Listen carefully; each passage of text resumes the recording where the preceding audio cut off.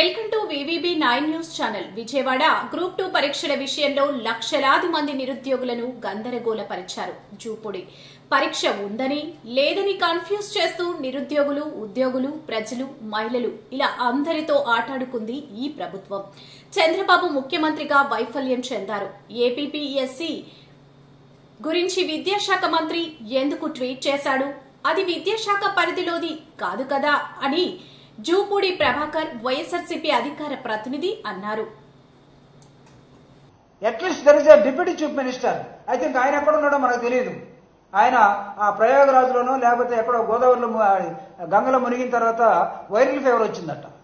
ఎందుకు వచ్చింది బాబా? ఆ మునిగిన నీళ్ళు ఏమైనా మునిగాడో లేకపోతే ఆ నీళ్ళు ఏమైనా తాగాడో ఏదో తెలియట్లేదు. లేకపోతే ఆ మంచినీళ్ళు అనుకొని ఏమైనా తిన్నాడు. మనకు దాని మీద నేను కామెంట్ చేయదలుచుకోలేదు. ఎక్కడికి వెళ్ళే డిప్యూటీ సీఎం కనపడట్లేదు. Then who has to talk? Students ఎంతమందిని అప్రోచ్ కావాలి? అంటే మీరు మోసం చేస్తూ పోతే ఈ రాష్ట్రాన్ని మొత్తాన్ని మోసం చేసే శక్తి సామర్థ్యాలు కూటమి కలిగి ఉన్నది. మీరు ఈఎంలు వాడారా? కాదు.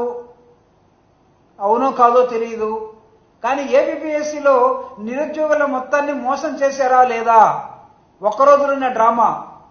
ఎడ్యుకేషన్ మినిస్టర్ లోకేష్ గారు exam most probably post phone అయిపోతా ఉంది అని ఒక ట్వీట్ లోకేష్ గారు చెప్పారంటే ఆయనే కదా పాదయాత్ర చేసింది, ఆయన వల్లే కదా ప్రభుత్వం వచ్చింది, చంద్రబాబు నాయుడు జైలు పోతే కాదు కదా, ఆయనే చెప్పుకున్నాడు. నా పాదయాత్ర, దాన్ని ఏమంటాం? ఆయన పాదయాత్ర ఏ పేరు? యోగాళం ద్వారా కదా వచ్చింది, ప్రభుత్వం వచ్చింది. కాబట్టి అంతలోనే పెడితే ప్రభుత్వం ఎగ్జామినేషన్ పోస్ట్ పోన్ కాదా అన్న ఒక అప్పీల్ ప్రజలకు వెళ్ళిపోయింది. నో. దాని తర్వాత ముఖ్యమంత్రి గారు మళ్ళా ఎవరికో ఫోన్లో మాట్లాడుతాం, ఆ ఫోన్ లీక్ అయిపోయింది. ఆవిడ నా మాట వినట్లేదని. అరే ఆవిడ నీ మాట వినకపోతే నువ్వెందుకు ఉంచుకోవటం? Remove the chairman of the APPSC. Tell to the people she is not properly working అని చెప్పండి. ఎవరు తీసుకొచ్చి పెట్టారు? మీ మనిషి కదా తీసుకొచ్చి పెట్టుకుంది. మీరు మీ వాళ్ళకి సెలక్షన్స్ ఇవ్వడం కోసం కాదా? లక్షలాది మందితో కూడుకున్నటువంటి ఒక సమస్యని, మీ మధ్య ఉన్నటువంటి ఒక ఆలోచనని వైరుధ్యం ఉన్నట్టుగా మేము అర్థం చేసుకోవాలి.